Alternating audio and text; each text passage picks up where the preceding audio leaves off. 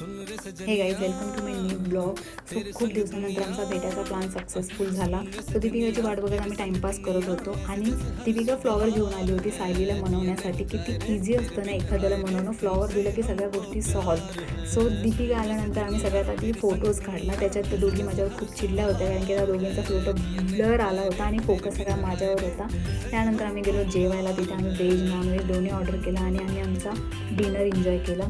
शेवटी ती आली आणि मग गॉसिपिंग सुरू, जुन्या आठवणी, नवे अपडेट्स आणि थोडासा ड्रामा पण. आणि नंतर आम्ही दीपिकाला थोडं लेक्चर दिलं बिकॉज ती लेट आल्यामुळे आमचा खूप सारा टाईम वेस्ट गेला आणि आम्हाला एकमेकांसोबत खूप कमी टाईम स्पेंड करायला भेटला. फ्रेंडसोबत घालवलेला वेळ बेस्ट थेरपी असते. तुम्हाला काय वाटतं मला कमेंट करून नक्की सांगा.